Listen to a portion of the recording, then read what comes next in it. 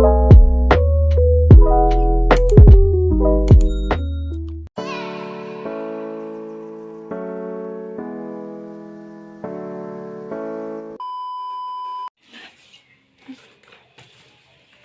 assalamualaikum warahmatullahi wabarakatuh. Selamat pagi semuanya. Jadi kembali lagi bersama saya Riza Ebrida Paraswati dengan NPM 1901081027.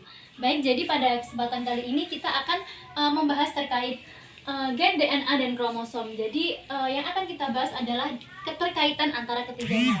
Jadi perlu teman-teman ketahui bahwasanya gen, DNA dan kromosom ini memiliki hubungan yang sangat terikat. Nah, kita akan bahas yang pertama yaitu adalah DNA. DNA itu apa sih? Nah, jadi DNA itu adalah dua buah rantai polinukleotida yang saling berikatan. Nah, dua buah rantai polinukleotida yang saling berikatan. Nah, di mana yang biasanya kita tahu bahwa DNA itu dia adalah double helix yang dimana rantainya itu ada dua. Nah, satu rantainya ini biasa kita sebut dengan nukleotida, yang dimana nukleotida ini dia adalah tersusun dari DNA.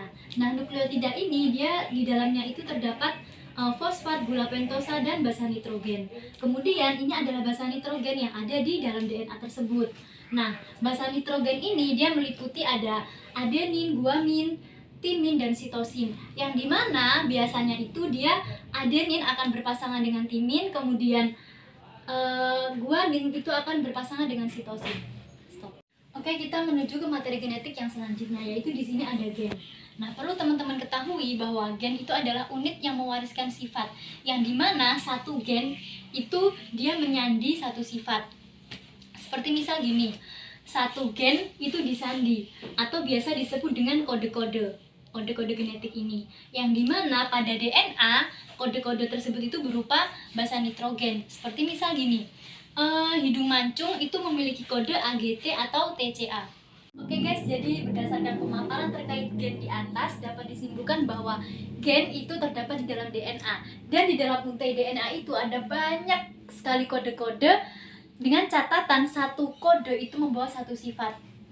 Seperti misal gini, satu gen itu dia berhidung mancung, kemudian dia memiliki warna kulit yang berbeda-beda. Nah, itulah kenapa setiap makhluk hidup atau setiap manusia itu dia mempunyai sifat atau kode gen yang berbeda-beda, karena setiap manusia itu membawa kode gen mereka masing-masing.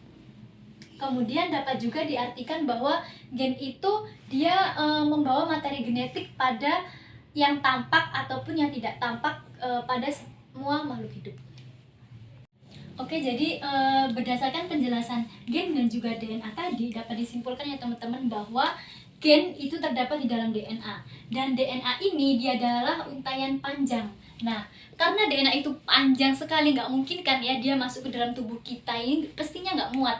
Nah, untuk itu untaian panjang DNA ini dia akan dipadatkan dengan bantuan protein histon.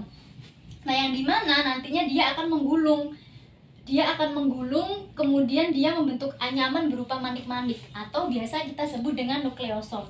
Nah, dari sini nanti dia akan terus menggulung, yang kemudian dia akan membentuk struktur kompleks. Ini dia struktur kompleks. Nah, struktur kompleks ini nanti biasa kita sebut dengan kromosom.